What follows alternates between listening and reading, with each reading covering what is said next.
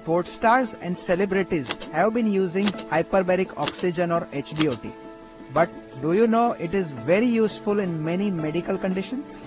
Hyperbaric oxygen therapy और HBOT एक specialised healing technique है जिसमें आदमी चेंबर में आराम से सो के 100% ऑक्सीजन ले सकते हैं at higher than atmospheric pressure. The pressure inside an HBOT chamber can range from 1 to 2.4 times of normal. Under such high pressure, जो ब्लड में ऑक्सीजन डिसॉल्व करता है and all tissues end up getting much more oxygen than what blood can bring. Blood में haemoglobin के अलावा oxygen direct plasma में dissolve होता है और हर एक टिश्यूज को 6 to 8 टाइम्स ज़्यादा ऑक्सीजन मिलता है। ये oxygen rich blood 6 to 8 times oxygen दे के हीलिंग भी फास्ट करता है, इन्फ्लेमेशन और स्वेलिंग भी कम करता है और इवन इन्फेक्शन को फाइट करने में भी हेल्पफुल रहता है। HBOT एक साइंटिफिकली प्रूवन मेथड है और काफ़ी सालों से इसके ऊपर बहुत रिसर्च भी हो चुका है। Indication for HBOT would include air embolism, wound healing. Wound healing सबसे ज़्यादा कॉमन इंडिकेशन है जिसके लिए HBOT आज यूज़ करते हैं। Third is diabetic foot infection. Diabetes के पेशेंट्स में ब्लड फ्लो होने के साथ साथ ही हीलिंग बहुत स्लो होता है और इन्हीं पेशेंट्स को अगर HBOT दिया जाए तो हीलिंग काफ़ी हद तक इम्प्रूव किया जा सकता है। फोर्थ है gas gangrene and other spreading infection.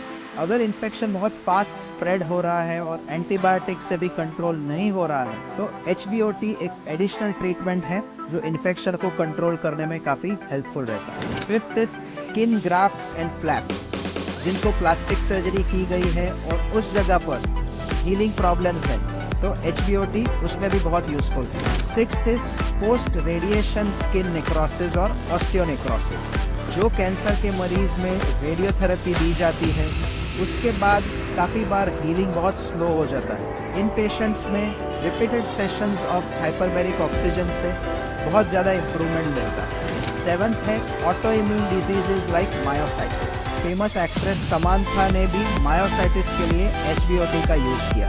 एथ, research proven usefulness of HBOT is for traumatic brain injury और ऑटिज्म। इन लोगों में बहुत ज़्यादा रिपीटेड सेशन से थोड़े इम्प्रूवमेंट मिलने की चांसेस है। Apart from this illness indication, बहुत सारे वेलनेस इंडिकेशन भी है HBOT के, जैसे anti ageing, recovery from injury. इसी वजह से काफ़ी स्पोर्ट्स स्टार और सेलिब्रिटीज भी HBOT लेते हैं। How is HBOT given? HBOT में एक स्पेशलाइज्ड एक्रेलिक चेंबर में सो के आराम से 100% प्योर ऑक्सीजन लेना है। ऑक्सीजन कहीं कोई स्पेशल एक जगह पर नहीं है, हमारे ब्रीदिंग से ही वही ऑक्सीजन ज़्यादा अंदर जाएगा। Because it is under pressure तो वो ऑक्सीजन डायरेक्ट ब्लड में भी डिजॉल्व होके टिश्यूज में ज़्यादा अमाउंट में पहुंचता है। हर एक सेशन अराउंड 1 से 1.5 घंटे की होती है। There is an in time and an out time.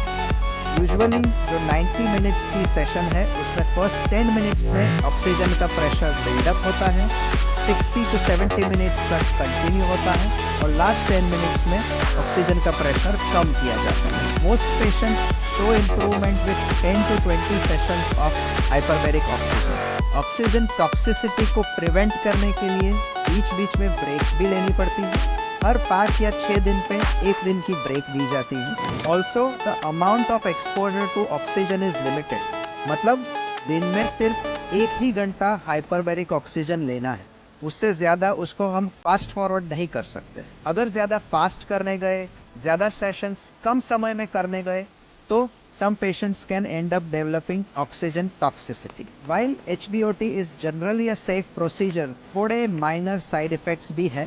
सबसे common side effects है ear pain और headache। इसके साथ साथ कुछ लोग नोटिस करते हैं कि उनको hearing थोड़े टाइम के लिए थोड़ा कम हो जाता है। ये फॉर्चुनेटली कॉमन है बट बहुत ही थोड़े टाइम में ये प्रॉब्लम सॉल्व हो जाता है अपने आप।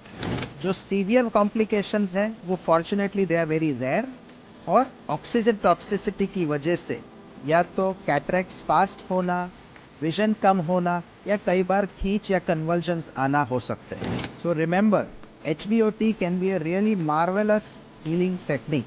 अगर आपको ये वीडियो में इन्फॉर्मेशन पसंद आई, please give us a thumbs up and subscribe to our channel. Stay healthy and see you in the next video.